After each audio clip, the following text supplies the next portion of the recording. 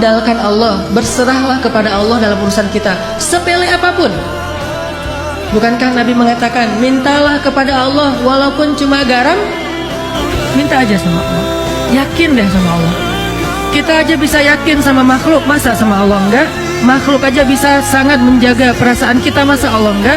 Makhluk aja nepatin janji banget, masa Allah enggak? Allah lebih daripada makhluk pastinya.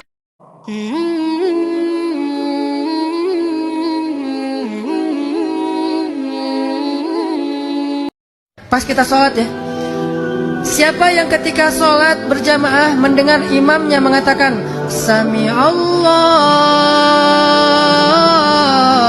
liman hamidah, apa artinya? Kita kan sering dengarkan tuh itu kan, sehari minimal 17 kali. Sami Allah liman hamidah, 3 kata. Allah maha mendengar kepada orang yang memujinya. Itu kata imam. Imam kayak ngingetin makmum, puji Allah, Allah lagi dengerin nih, gitu kan maksudnya. Sami Allahu liman hamidah, kata imam. Kita langsung puji. Rabbana lakal hamdu hamdan katsiran thayyiban mubarakan fih. Begitu kita ngomong ini, tahu nggak apa yang terjadi? Malaikat itu akan rebutan. Bukankah anak kecil paling sering menangis? Berarti hatinya peka. Siapa lagi selain anak kecil yang paling sering menangis? Cewek. Cowok itu emang gak punya perasaan, makanya jarang nangis. Cewek dikit-dikit nangis, jangan bilang, wah cemen banget sih nangis, apa cengeng apa. Enggak, karena dia perasaannya lebih peka dari kita. Itulah kenapa Allah menitipkan bayi kepada perempuan. Kalau dititipin ke laki-laki, hancur. Di balik kepekaan perempuan, di balik sensitifnya perempuan, di balik perasaannya yang luar biasa, di situ Allah Subhanahu wa taala menitipkan amanah, dia yang paling baik dalam merawat bayinya.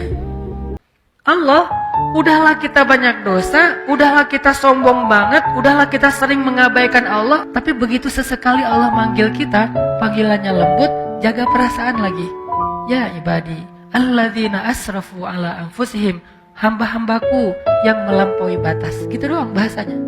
Bukan hamba-hambaku yang hina, hamba-hambaku yang kotor, hamba-hambaku yang pernah berzina, hamba-hambaku yang pernah membunuh, hamba-hambaku yang...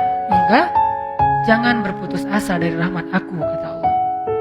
Kepada siapa? Pendosa yang ngerasa, aduh kayaknya dosa saya udah kebanyakan nih, gak akan diampuni. Kata Allah, kenapa kamu berpikir kayak gitu sama aku? Kamu hambaku. Walaupun kamu banyak dosa, aku tidak akan pernah mempersulit kamu untuk dapat ampunan. Jangan putus asa, minta ampun lagi. Ya Allah, dosa saya tuh sebanyak langit dan bumi. La ubali, kata Allah, aku gak peduli berapa banyak dosa kamu. Coba sebaik apa Allah. Ada satu hal yang perlu kita coba sadari betul. Ternyata tidur itu tidak membuat hati kita terobati.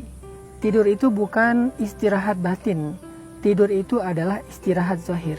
Jadi kalau misalnya kita capek kerja, capek olahraga, capek fisik, kita bisa istirahat dengan cara tidur atau duduk atau santai atau ngopi, ngeteh dan seterusnya. Tapi bagaimana dengan lelah batin, dengan capek hati? Bagaimana istirahatnya agar hati kita ini segar lagi, agar hati kita ini menjadi fresh lagi, agar hati kita ini menjadi semangat lagi? Gimana istirahatnya? Maka Allah Subhanahu wa taala mengajarkan di dalam surat Al-Muzammil cara istirahat hati.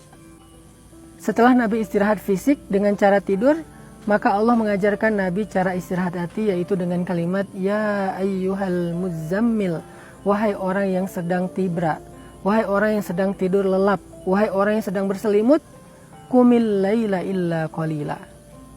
Bangunlah di malam hari walaupun sebentar. Ternyata istirahat batin itu bukan dengan cara tidur, tapi dengan cara bangun. Istirahat hati itu bukan dengan cara berbaring atau duduk. Istirahat hati itu dengan cara berdiri, ruku dan sujud. Apa itu istirahat hati? Salat.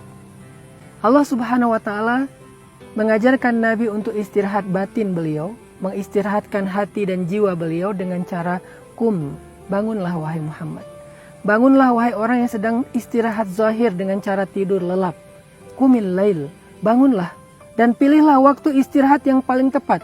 Waktu istirahat yang paling baik untuk zahir kita, untuk fisik kita adalah malam hari. Begitu juga waktu yang paling baik untuk istirahat hati kita juga di malam hari. cuman caranya berbeda. Istirahat zahir di malam hari dengan tidur, istirahat batin di malam hari dengan sholat. Siapapun yang pengen tangguh dalam menghadapi ujian hidup, siapapun yang pengen survive dalam setiap musibah, siapapun yang pengen melihat keajaiban-keajaiban terjadi dalam adegan-adegan hidupnya, maka dasar yang harus dia kuatkan itu adalah iman. Orang kalau punya iman, Allah kasih banyak kejutan dalam hidupnya. Jadi kalau kita rasanya selama ini sering khawatir, sering galau, sering ngerasa terusik, sering bingung, maka salah satu kunci untuk menghilangkan semua perasaan yang tidak nyaman itu adalah belajar tawakal, belajar tawakul, belajar berserah dan bergantung kepada Allah SWT.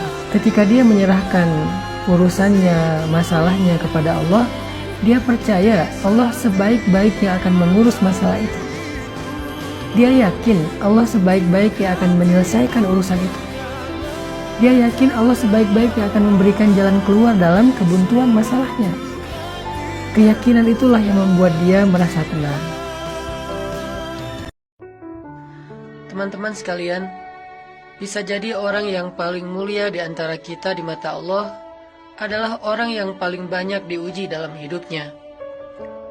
Diuji dengan ditinggalkan oleh orang-orang kesayangannya, kehilangan pekerjaannya, dimusibahi dengan sakitnya, dirugikan dalam jual belinya. Maka jangan bersedih. Ketika itu terjadi dalam kehidupan kita, berarti Allah sedang ngasih kita kesempatan untuk ngerasain pahit getirnya kehidupan kekasih-kekasih Allah. Pahit getir kehidupan Asiyah istri Fir'aun. Pahit getir kehidupan Ayyub alaihissalam, Ibrahim alaihissalam, Siti Hajar, dan masih banyak lagi kekasih-kekasih Allah lainnya. Jangan bersedih, karena itu berarti Allah lagi perhatian sama kita. Allah lagi perhatian sama kita. Kita dulu mungkin pernah mengalami masa-masa yang kelam gitu ya, banyak dosa, jauh dari Allah, ninggalin sholat, kayak gitu-gitu. Hampir semua dosa-dosa besar itu kita pernah ngelakuin. Pas udah hijrah, kita ngomong gini, ada untungnya juga sih Ustadz, saya dulu pernah nakal. Gak ada untungnya teman-teman. Yang harus kita syukuri bukan kita pernah nakal. Yang harus kita syukuri, kita pernah nakal tapi Allah masih kasih kita kesempatan. Itu yang kita syukuri, kesempatan tuh. Sampai akhirnya kita bisa berhijrah, Allah kasih hidayah, itu yang kita syukuri. Karena kalau kita berpikir untung juga saya dulu pernah nakal, ini bagian dari kita salah paham terhadap Allah. Jadi gak ada baiknya kita pernah nakal, gak ada baiknya kita pernah bandel, gak ada baiknya kita pernah jahiliyah, pernah bikin dosa. Baiknya adalah alhamdulillah kita bisa taubat, bisa hijrah.